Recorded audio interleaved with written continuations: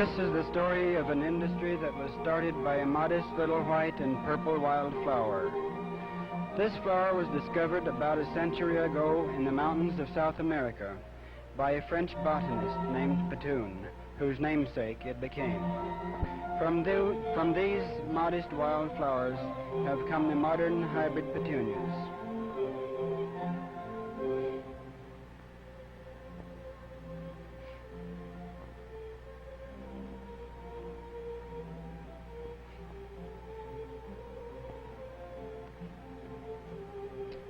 At the foot of Mount Lamburn, in the lovely North Fork Valley of the Gunnison, on the western slope of Colorado, are the fields and greenhouses of Pan American Seeds Incorporated, where the world's finest petunias are bred and grown. The original wild petunia was far removed from the beautiful strains we find here. The French botanist who found the little flower in Argentina took some of the plants and seeds back to Europe. Since then, botanists and horticulturists of Europe and America have spent a century crossing two strains of the wild petunia and producing the parents of the hybrids of today.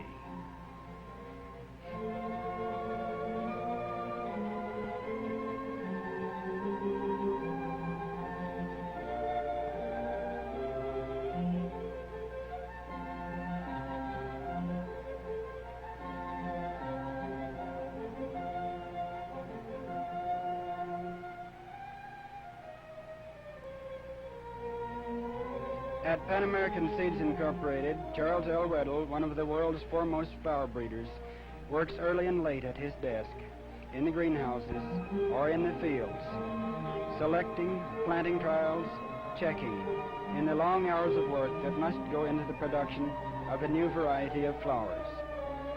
Hundreds of plants with thousands of blooms are examined and taken through many generations of crossing and testing to develop and stabilize the most desirable characteristics of the new variety. Mr. Weddell's tireless efforts have brought to perfection some 30 varieties, from full double, large grandiflora singles, and single small-flowered petunias, ranging from pure white to deep velvety blues and crimsons. Sterile material is used for seed germination. Vermiculite or soil mixed with sand and sterilized in an oven or by steam. Marking boards make V-shaped indentations, marking the parallel rows in the flats. And early in the spring, the tiny seed of the petunia is sown by experienced hands. The seeds are so small that they are left uncovered and kept moist. In fact, they are so tiny that an ounce contains approximately 250,000 seeds.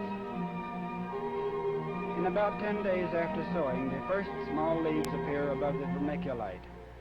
Weekly feedings of soluble fertilizer keep the growth of the plant steady and rapid.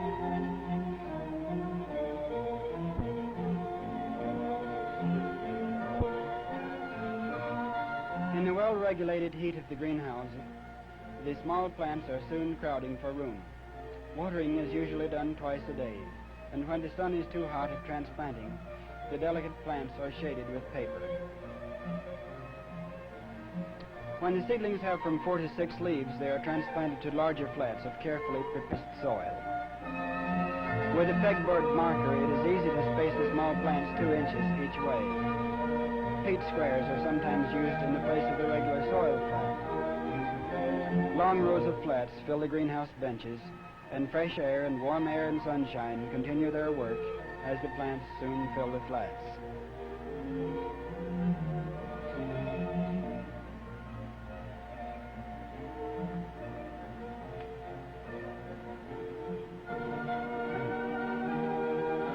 The bright green leaves quickly overlap, and the plants are now ready to be transplanted to the fields.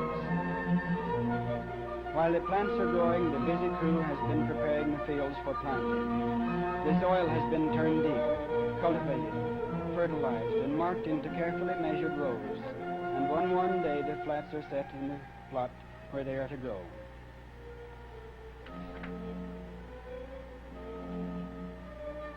Cutting the plants from the soil and keeping ahead of the planter is a job for deft hands. Each variety must be exactly labeled and kept separate. Boxes filled for the work of the planter must be kept ready as the machine moves into the field.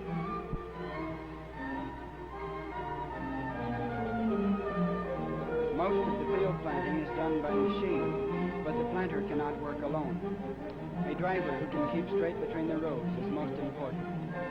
On the back, 2 men alternate placing plants in the furrow opened by the machine, which then firms the soil about the roots.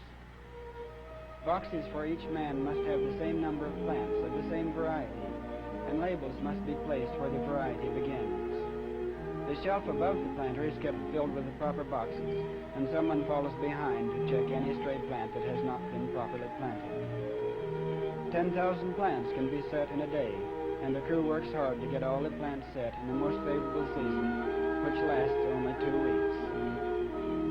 As soon as the plants are in the row, sprinklers are put into action, and with the protecting soil or peat that has been kept around the roots, growth is seldom halted by the transplanting.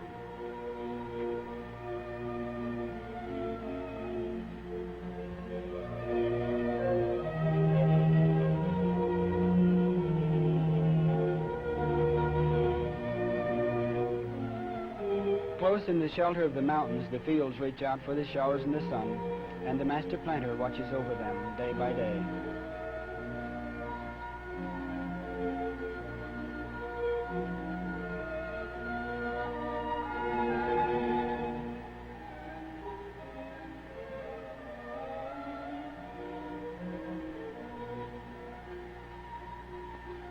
Throughout the country are a number of trial grounds where each year a large variety of flowers are grown to be judged on the basis of performance at that location.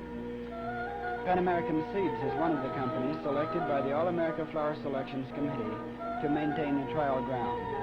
Mr. Weddle is one of the 27 judges, each of whom votes on all entries other than his own. Plants of varieties selected for entry are planted and cared for by hand, and growth and bloom are noted throughout the season. At the end of each year, the best are given the coveted All-America Award. Pan American has won 5 such awards since 1952.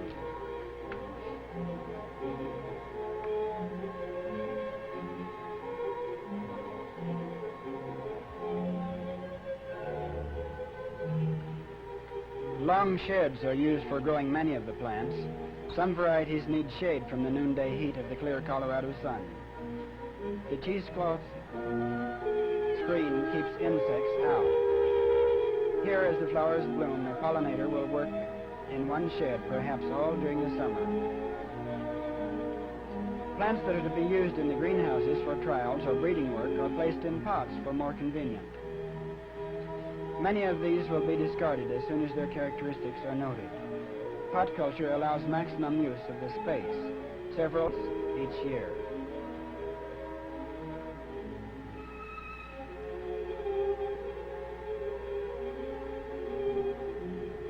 One greenhouse is reserved for breeding work and testing new varieties. In hybridizing, pollen from one plant is transferred to the bloom of a different variety and carefully labeled, so a complete, accurate record may be kept. Breeder self-pollinates a variety until he has one that always comes true, an inbred line which can be used as one parent of a new hybrid variety. The careful selection of plants and inbreeding goes on over a period perhaps as long as 10 years. Inbreds, however, are usually weak and unproductive. Open-pollinated field-grown seeds may be fairly vigorous, but lack uniformity. Only F1 hybrids from crossing 2 carefully selected and tested inbreds can give both uniformity and vigor. Just as with people, the offspring from 2 individual plants may differ greatly from either of the parents. Some hybrids have the right amount of vigor, some do not. Some give desirable colors, others do not. Hence, it is necessary to test a large number of crosses. The experienced breeder can often predict his results, but the trial must be grown to make sure he has picked the best possible combination of parents. As we see here, for instance, a double must be crossed to a single to produce a double again. If the double parent is not true breeding for the doubleness factor, the hybrid may be a mixture of doubles and singles. Only the test can determine.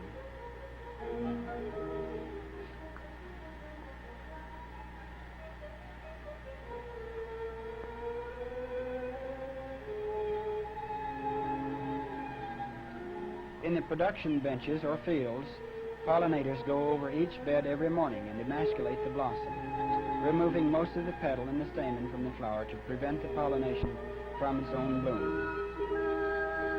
When pollen from another variety, the other parent will be placed by hand on the pistil of the emasculated flower.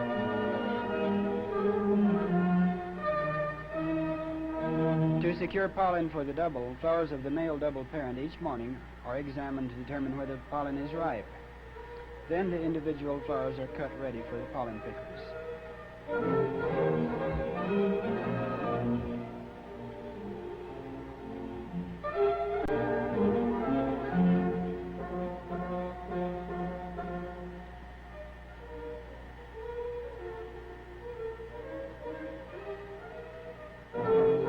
Pollen room, capable of well-sterilized fingers, tear open each corolla and remove the small pollen sacs called anthers.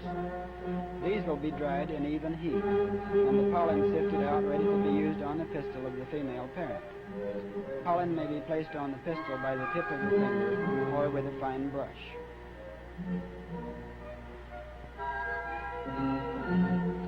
As the summer progresses, workers are busy in the fields and sheds, helping nature bring about the miracle of new life. Irrigation, cultivation, selection, pollination, and then the harvest of seed. In the sheds, flowers are emasculated and hand-pollinated much as they are in the greenhouses. Some sheds are used for production of pollen, some for the production of seed. Hundreds of feet of pipelines are set for sprinkler irrigation. In addition, there is also the regular ditch water. Big storage tanks keep the pressure and supply uniform.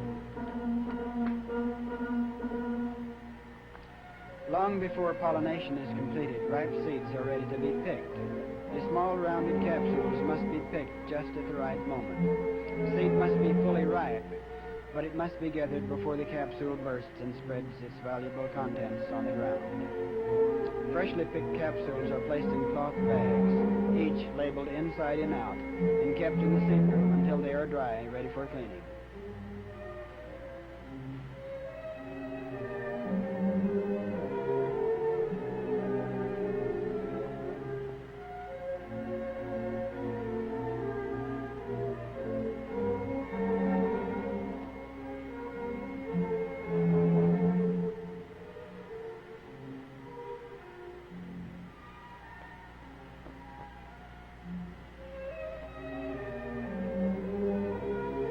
In cleaning, the larger parts of the capsule are gently crushed and removed by hand before the seed goes to the first machine. A rotating belt carries the light seed back over the machine and discards it in a tray below, while the good, heavy seed rolls down into the container in front.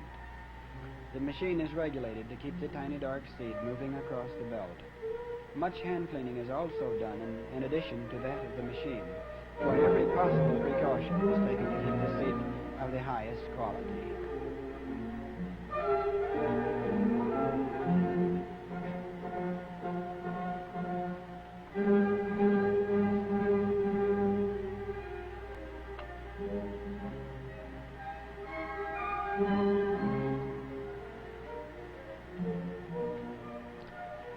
After the seed leaves the rotating belt, it is cleaned on a machine especially designed for very small seed. The seed is placed plastic tube and fitted into a blower, which again separates the light and heavy seed by air flotation, the pressure of which can be regulated.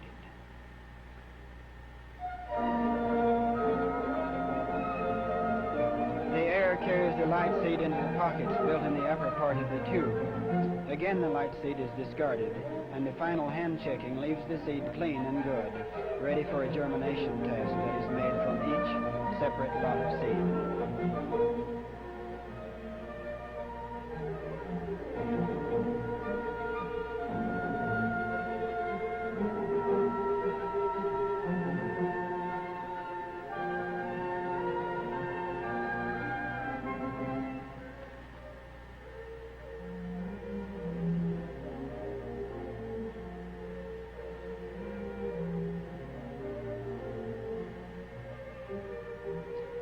Corn is frequently planted between varieties to reduce the possibility of mixing by pollen scattered by wind or insects. Sometimes a saran or cheesecloth barrier is erected for the same purpose. As the warm sunshine invites the lavish bloom, the fields take on the brilliant colors that delight the eye. With a broad expanse of red or white, salmon or bicolor, camera fans are lowered to capture the color against the lovely mountain background. A thing to remember when the season is long past.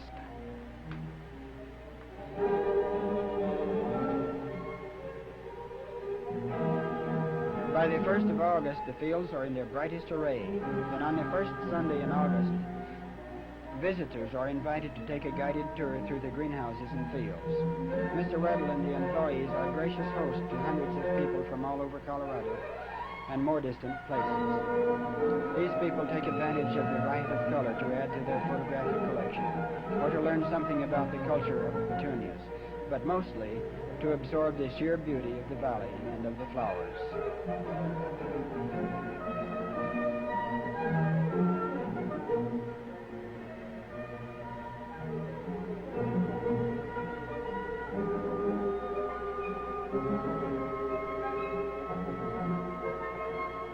On Rio Grande Avenue, a modest sign marks the entrance to the trial grounds just across Minnesota Creek from the greenhouses and offices. It is here that new varieties, as well as the older, are tried out and noted for breeding and production records. Here we see numerous rows of each of Comanche, Paleface, Aztec, Inca, Mohawk, Linda, and Sioux, the famous varieties of the Indian series. Each row represents a sample of seed from a production lot, being tested for purity. Each variety is checked every year. Thus, it is possible to achieve constant improvement. By midsummer, the gay colors of the All-America trials give promise of exciting new beauty, the culmination of years of work by scores of flower breeders. From the many trials planted here, a few will be introduced next year. Some will be further perfected and may not be ready for your garden for years to come, but they will be well worth waiting for and will add much to your gardening enjoyment. Other judges and seedsmen and visitors from several countries, as well as from all over the United States, will come to check and see the results of the testing during the season.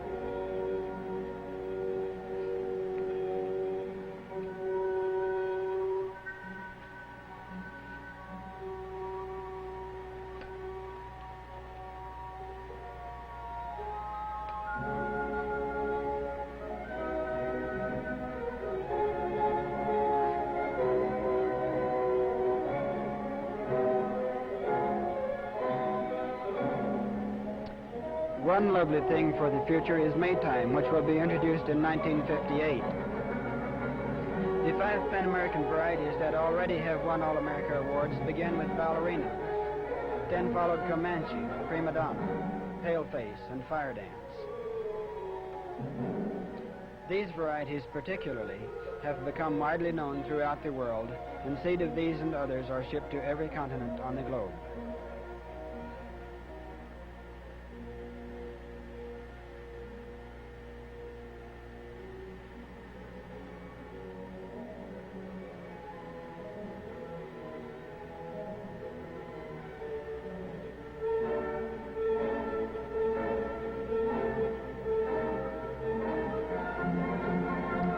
Fire Dance, one of the loveliest of the All-America winners, with the brightest of scarlet salmon corollas and clear yellow throat, lends a rich beauty wherever it is grown. In spite of the beauty and popularity of the small-flowered hybrids such as Comanche and Paleface, Pan-American is most famous for the series of grandiflora hybrids, which began with Bolero and Tango. Prima Donna makes great masses of huge rose pink bloom. Crusader is a popular bicolored grandiflora, rose and white. The double petunias are also popular favorites. Sonata is the huge pure white full double. Rhapsody is a rich wine purple. Others are Allegro, the most popular of all doubles, Caprice, the rose pink, Nocturne, violet purple, and Minuet, lovely orchid lavender. Summer gives place to autumn and the seed ripens. The pace of the work quickens again at harvest time, but the fields lie peacefully at the foot of their mountain. Autumn ushers in nature's resting time, and the trees sleep quietly under their soft white blankets. Minnesota Creek puts on her ermine winter robes. But there is still activity in the greenhouses under the snow with the preparations for the years to come. While the petunia seeds rest, they are shipped to the far corners of the world, where they will awaken and add new beauty to the earth, arousing the hope and the promise of a new spring.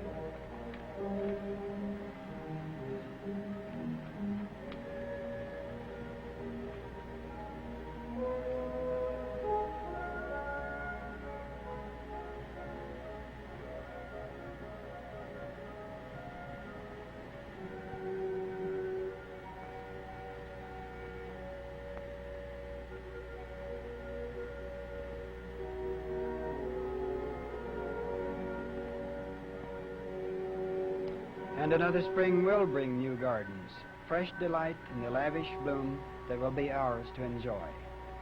Everywhere the urge to new life will call the gardener to the soil, and the old cycle will begin all over again.